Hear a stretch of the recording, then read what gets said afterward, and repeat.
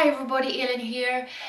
It is a new month and I come to you guys with my June TBR, and it's crazy that it's June already, and for some reason I picked up like all of the big tomes for some reason. So I don't know what the hell I was thinking, but you know, I might finish like one or two of the books at least. But yeah, so I actually once again, as I usually do, have 5 books. So I thought that we would start with the shortest ones because there's a lot of tomes here. But the shortest one I have on this list is Warrior of the Wild by Trisha Lemonseller. I've been wanting to read this one ever since I heard it, you know, the premise of it when they told us that it was actually a thing. So, you know, I'm really hyped about this one. And this is really short. It's like, what is it? It's 326 pages, so that's pretty darn short.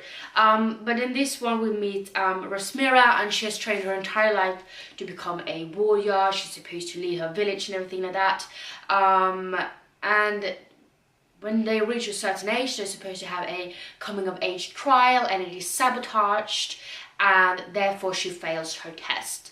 And because she fails her test, her dad actually banishes her into this most monster-filled wilderness, and she has to stay out there until she manages to complete her quest, which is one impossible quest because she's supposed to kill this oppressive god who claims a tribute from the villages every year, or she needs to die trying.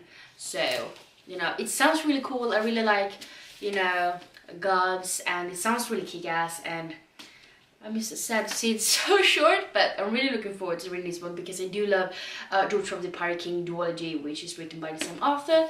So hopefully this one will live up to my high expectations. We have a really thick book, and that is The Prayer of the Orange Tree by Samantha Shannon. This is like 804 or 5 pages or something like that. It definitely looks like it's like 1,000, so I'm happy that it's not. But I've heard great things about this book so far. I really do want to read this one, but it scares me. But I did start reading this a little bit during the month of May, so my goal is pretty much just to continue reading a little bit here and there, and therefore it's not really a set goal of mine to finish it this month or anything like that. I just want to continue reading the story, and so far I really do enjoy it.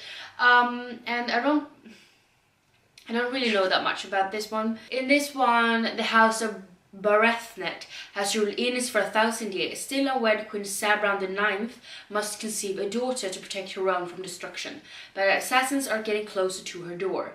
Ead Durian is an outsider at court. Though she has risen to the position of lady-in-waiting, she's loyal to a hidden society of mages. Ead keeps a watchful eye on Sabran, secretly protecting her with forbidden magic. Across the dark sea, Tanae has tried to be a dragon rider since she was a child, but is forced to make a choice that can see her life unravel. Meanwhile, the divided East and West refuse to parley, and forces of chaos are rising from their sleep. So, you know, there's supposed to be magic and dragons, and I think this is supposed to be a standalone, which is really unusual in the fantasy world, and you know, it's huge, so it might be enough. But I really look forward to continuing reading this one. And then, of course, we have a Brandon Sanderson book. So this is The Words of Radiance Part 2 by Brandon Sanderson, and this is the second part of the second book in the Sermal Archives, if you get my drift. It was really hard. But I really love this series so far, and I really just want to, you know, continue on with it because it's so entertaining, and I really love the books I've read so far in the series, which is 3 parts, 2 of them being of the first book. It's really weird to try to tell it. But this is really hard to describe without spoiling anything, so we're just going to go with there's war, there's quick-ass cool magic, and there's some like magical gear, shard blades, there's shard plates, and very you know, people want to have them because it means power and it means strength, so you know, people want to get their hands on that. So yeah, I think we're gonna leave it with that. And then we have another behemoth, and that is this. It is so floppy. This is like ridiculously like, ah. That's so satisfying.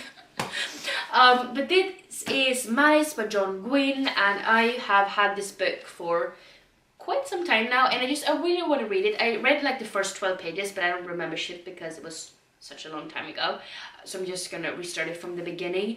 But I don't really know that much about this. We follow, I think, 4 different characters.